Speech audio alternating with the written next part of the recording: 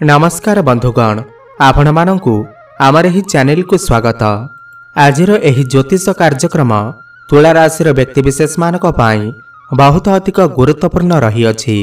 देखंतु एही भिडियो रे आपण माने सही 6 गोटी बड़ भविष्यवाणी विषय रे जानिबे जहा 2025 रे हेबाकु थिबा प्रमुख ग्रह मानकर गोचर हिसाब रे आपणकर जीवन रे निश्चिंत भाव रे घटिबाकु जाउ अछि एवं यह संपूर्ण रूपे सत्य अटे। आपणक जीवन रे 2025 मसीह रे एही सबु तारीख रे गुरुत्वपूर्ण घटना मान घटिबाकु जाउ अछि जहा आपणकर भाग्य एवं भविष्यत को परिवर्तन करिब।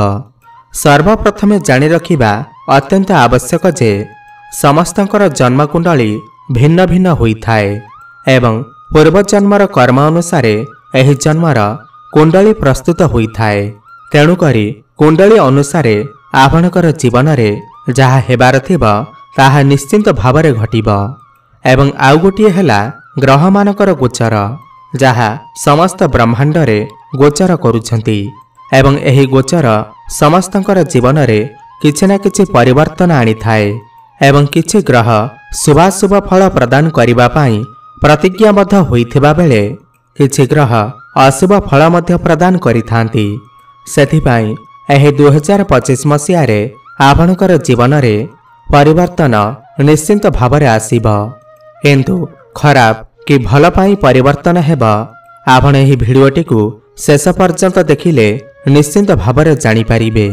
किंतु भिडियोटी आरंभ करिबा पूर्वरु आपणकर जदि तुला राशि होई थाए एवं आपण भी ईश्वर को आंतरिक भक्ति करुथांती विश्वास करुथांती तेबे एही भिडियोटी को लाइक करी कमेंट बॉक्स रे जय मां लक्ष्मी जय शनिदेव अवश्य लिखि दियंतु। तेबे आसंतु जानिबा सही 6 गोटी बड़ भविष्यवाणी विषय रे जहा एही 2025 मसीह रे आपणकर जीवन रे निश्चिंत भावरे घटिब। किंतु आपण ध्यान दे बुझिबार आवश्यकता अछि जे केउ क्षेत्र रे एही परिवर्तन गुड़िक घटिब। आपणकर शिक्षा, क्यारियर, प्रेम संपर्क, वैवाहिक जीवन, व्यवसाय रे ना आपणकर स्वास्थ्य रे बड़ परिवर्तन हेबाकु जाउ अछि। सेथिपाई आपण निजर व्यस्त बहुल समय मध्यरु 10 मिनिट समय बाहर करी निज पाई एही भिडियोटी को शेष पर्यंत देखंतु एवं निजर भविष्यत विषय रे जानंतु। ता सहित आपण माने जानि रखंतु जे आमर एही कार्यक्रम आपणकर जन्म राशि चंद्र राशि उपर आधारित। जदि आपण आपणकर जन्म राशि कोन आपण जानि नाहंती कमेंट बॉक्स रे आपण आपणकर जन्म तारीख, समय एवं स्थान लिखि दियंतु। आमे आपणकर जन्म राशि विषय रे आपण मानंकु संपूर्ण तथ्य जणैबु। तेबे प्रथमे देखंतु आपणकर राशि रे आपणकर तृतीय भाव रे सूर्य, पंचम भाव रे शनि एवं शुक्र, षष्ठ भाव रे राहु, अष्टम भाव रे देवगुरु बृहस्पति एवं द्वादश भाव रे केतु विराजमान अछंती। देखंतु प्रथम भविष्यवाणी हेला आपणकर राशिर स्वामी शुक्र महाराज पंचम गृह रे अछंती जहा फल रे वर्षर प्रथमार्ध रे माने आपणकर एप्रिल एवं मई मास पूर्वरु आपण जदि आपणकर शिक्षा क्षेत्र रे कोनसे निष्पत्ति नियंती तेबे आपणकु शुभाशुभ फल प्राप्ति हेबा। जदि आपण पछकु रखि दियंती तेबे आपणकु नकारात्मक परिस्थितिर सामना करिबाकु पड़ी पारे। कारण वर्षर प्रथम 3 मास शुक्र आपणकर मित्र राशि रे रहिबे जेउथिपाई आपण बहुत अधिक शुभाशुभ फल प्राप्ति करिबे। सेथिपाई आपण जदि शिक्षा को नै किछि निष्पत्ति नेबाकु चाहुचंती एही समय मध्यरे आपण निष्पत्ति नियंतु। आपण मानक पाई बहुत ही शुभ रहिब नचेत आपणकु नकारात्मक परिस्थिति रे गति करिबाकु पड़िब। द्वितीय भविष्यवाणी हेला एही 2025 मसीह रे आपणकर शनिंकर 7.5 नाही किंबा शनिंकर 2.5 मध्य नाही।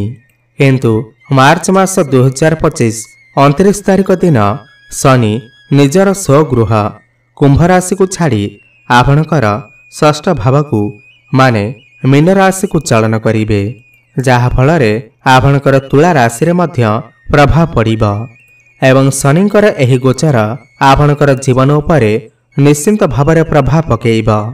कौन प्रभाव पकेइब भिडियोटी को आगो को देखिले आपण निश्चय जानिपारिबे। देखंतु शनि आपणकर तुला राशि रे पंचम भाव शुक्रंक सहित विराजमान अछंती एवं मार्च मास 29 तारिख दिन आपणकर षष्ठ गृह को गोचर करिवे एवं सही गृह रे दीर्घ 2.5 वर्ष पर्यंत रहिबे।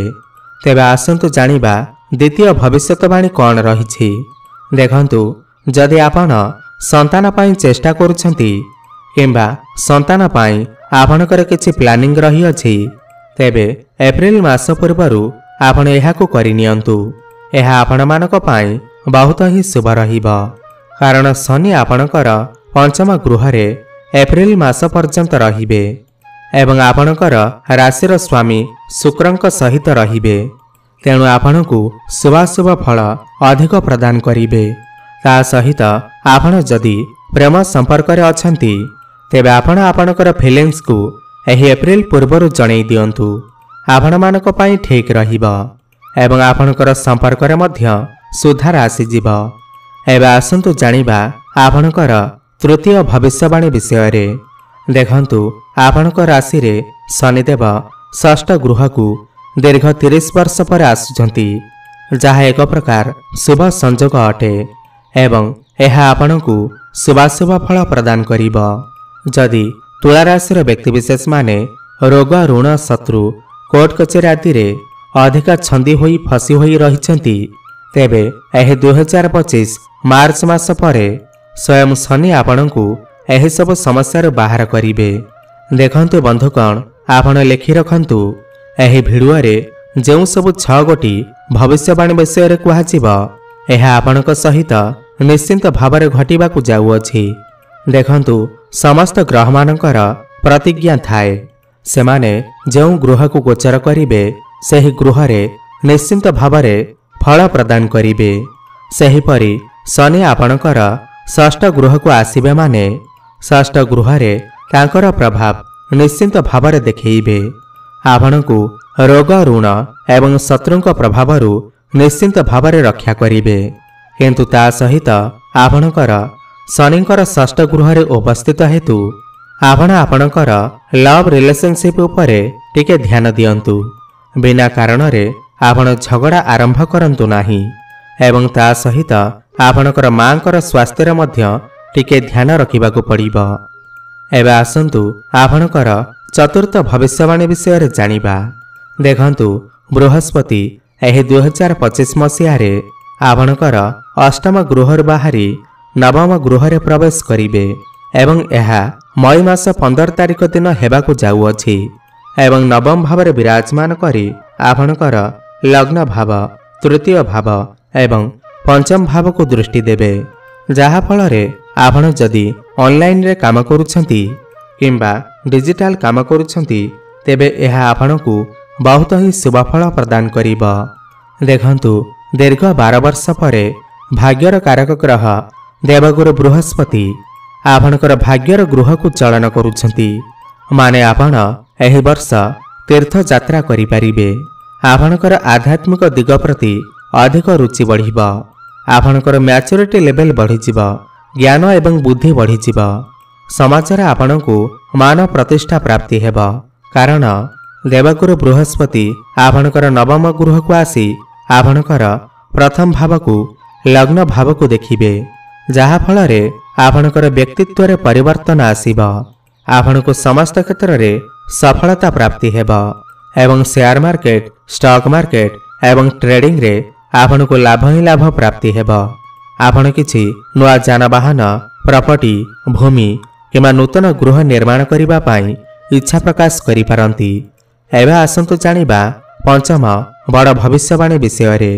देखंतु मई मास 18 तारिख दिन राहु आपणकर षष्ठ गृह रे बाहरी आपणकर पंचम भाव को चलन करिवे एवं केतु आपणकर द्वादश गृह रे बाहरी आपणकर एकादश भाव को चलन करिवे। देखंतु दीर्घ 18 वर्ष परे माने राहु गोटे राशि रे 1.5 वर्ष रुहंती तेबे कुंभ राशि को माने आपणकर पंचम भाव को पूरा 18 ବର୍ଷ ପରେ ଗୋଚର କରିବେ, ଯାହା ଆପଣଙ୍କର ମାଇଣ୍ଡକୁ ଡାଇଭର୍ଟ କରିବାକୁ ଆରମ୍ଭ କରିବେ।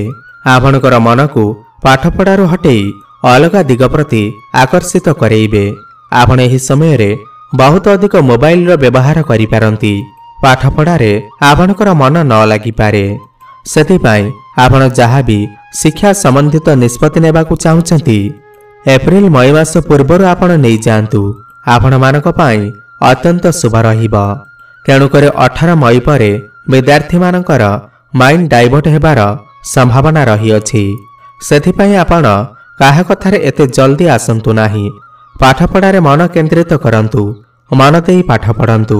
ତା ଛଡ଼ା ଆପଣଙ୍କର ପ୍ରେମ ସମ୍ପର୍କରେ ବ୍ରେକଅପ୍ କିମ୍ବା କିଛି ମନମାଳିନ୍ୟ ଭଳି ପରିସ୍ଥିତି ଉତ୍ପନ୍ନ ହୋଇପାରେ।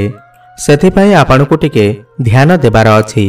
କିନ୍ତୁ ସବୁଠାରୁ ବଡ଼ ଗୁରୁତ୍ୱପୂର୍ଣ୍ଣ କଥା ହେଲା, ରାହୁ ଯେତେବେଳେ ପଞ୍ଚମ ଭାବକୁ ଆସନ୍ତି, ଆପଣଙ୍କର ଷ୍ଟୋମାକରେ ବା ପାକସ୍ଥଳୀରେ କିଛି ସମସ୍ୟା ସୃଷ୍ଟି କରିଥାନ୍ତି। ଆପଣଙ୍କର ସ୍ୱାସ୍ଥ୍ୟରେ କିଛି ସମସ୍ୟା ଦେଇପାରନ୍ତି। ସେଥିପାଇଁ ଆପଣଙ୍କୁ ଆପଣଙ୍କର ଖାଦ୍ୟ ପାନୀୟ ଉପରେ ବିଶେଷ ଧ୍ୟାନ ଦେବାର ଅଛି। ମଇ ମାସ 18 ତାରିଖ ପରେ ଆପଣ ଅଧିକ ଟିକେ ଖାଦ୍ୟପେୟ ଉପରେ ଧ୍ୟାନ ଦିଅନ୍ତୁ, ନଚେତ୍ ଆପଣଙ୍କର ପେଟରେ କିଛି ସମସ୍ୟା ଦେଖା ଦେଇପାରେ। ଏବେ ଆସନ୍ତୁ ଜାଣିବା ଶେଷ ଏବଂ ଷଷ୍ଠ ଭବିଷ୍ୟବାଣୀ ବିଷୟରେ।